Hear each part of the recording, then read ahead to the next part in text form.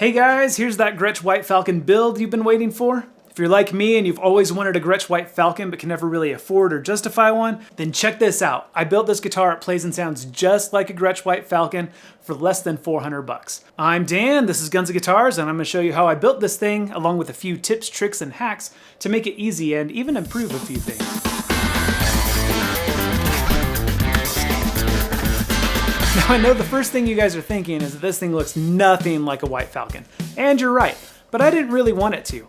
Personally, I think that White Falcons are a little bit too blingy and a little bit too gaudy. I know some people really like that stuff, but me, I like my guitars to look a little bit more beat up and worn out. More on that a little bit later. To start my build, I started with this Rockabilly style guitar kit from the fretwire.com. And as of now, they're the only place in the US that carries this kit. Now if you watch my review of this kit, you'd know that it wasn't spectacular out of the box. There are a few things that really needed fixing. Now I'm gonna show you how I fixed those throughout this build video.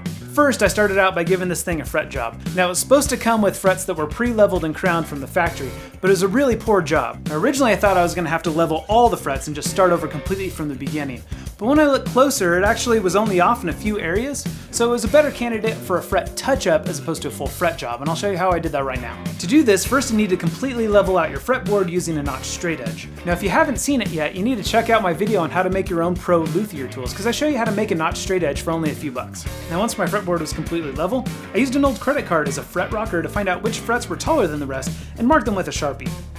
Notice that some of the frets are only partially marked. That's because the fret was level at one point, but not level at another point. After they were marked, I taped off around the frets to protect the fretboard and used a nail file and a triangle file to shave off a little bit of the frets where they were too high. I stopped frequently to check with my rocker to make sure I didn't take too much off. Now once you've done this, it's important to take your fret rocker and check all your frets again, because once you file down some frets, you're going to expose some other ones that are taller. Once you're done with that, you can go ahead and crown the frets that you filed down. Again, I showed you how to do that in the tools video, so if you haven't watched it, check it out. Now we can move on to the finish. Now like I told you before, I don't really like making beautiful guitars. I like my guitars to come out a little bit worn out and beat up a little bit. A little bit. Now for this particular build, I was going for kind of like a black pearl, weathered and beaten up pirate ship type look. So I chose Minwax Ebony stain for the body, and I applied the stain all over, including the fretboard and the binding. I didn't bother taping anything off, I just covered the whole thing. When I was done staining, I used a scratch pad to remove the stain from the frets and the binding. I also used a scratch pad to wear out the stain in a few areas, make it look a little more worn out and exaggerate the contoured areas of the neck and body. I then lathered on a few coats of my favorite finish, tongue oil. Hopefully YouTube's captions don't screw that up again. If you don't know what I'm talking about, check out my strap build with the captions on at 327. Tongue oil. Next, I needed to beat up the hardware a little bit to match the worn out finish. To do this, I gently rubbed each part with some ultra fine 600 grit automotive sandpaper, which scuffed up the surface and brought out a little bit of copper color. And moving on to the electronics, this is where I had some fun. Now typically this is where I'd really hot rod it out, add a bunch of bells and whistles that didn't originally come on a Gretsch White Falcon. But for this, because the look is so classic, I decided to stick with the classic Gretsch wiring. However, the first thing I did was replace those dark and soggy kit pickups with these awesome TV Jones TV-trons. I picked up this set used on Reverb for 185 bucks, which sounds a bit steep, but honestly it's a really good deal for these pickups. And aside from the cost of the kit itself, I've spent hardly any money on this build, so I thought that investing in a good set of pickups was totally justifiable. Now the other electronics upgrade that I did was swap out the tone pot and capacitor. I know the industry standard for a tone pot is to use a linear taper tone pot, but I personally prefer an audio taper tone pot. I feel like it gives just a smoother adjustment overall. I also swapped out the capacitor for a much smaller size, 2.2 nanofarads to be exact. I did this because I'm not a big fan of dark and muddy guitar tone, and so even though a smaller capacitor means that you have less treble to roll off, it means that you get to have a finer adjustment of the treble that you do have to work with. Now with that small of a capacitor, the difference between full on and full off is negligible at best. But if I'm using the tone pot, which I'm not, but if I was, I wouldn't want to remove much treble at all, so it's perfect for me. Some of you jazz players might disagree, but again, personally, I say if you want to cut some treble, just do it on your amp settings. Okay, now that the body, hardware, and electronics are all finished, it's time to start assembling this thing. One of my viewers, Gregory Wansink, sorry if I botched your name. Anyway, Gregory commented a nice tip for building these things. Now, if you watched my review of this kit, you saw me struggling to feed all the electronics through using some baling wire. I eventually got it all done, but it was a very frustrating experience. What Gregory said was instead of using baling wire, to use plastic tubing. And I've got to tell you, this works really freaking good. So good that I'm going to show you in just a minute. Now, because I'm a do-it-yourselfer and a total weirdo and hoarder of random odds and ends, I actually had some plastic tubing laying around from a previous project, bleeding the hydraulic brakes on my mountain bike. Any other mountain bikers out there? Holla! Holla? Does anybody still say that? What the heck, I'm retarded. Anyway, if you're not a complete weirdo and you don't have plastic tubing laying around your house, you can find this stuff at Walmart in the pet section. It's aquarium tubing and it works perfectly. So check out how I did this. I just fed the tube through the hole, plugged the other end into the pot just like this, then pulled it back through the hole, screwed on the nut and washer. So much easier. I got this thing wired up in a fraction of the time this time and it was way less frustrating. So thank you so much, Gregory. And if any of you guys have awesome tips like that, feel free to comment them. If they're really good, I'll definitely give you a shout out. Once the electronics were installed, I installed the hardware. I can't talk today. This is ridiculous. I installed the hardware.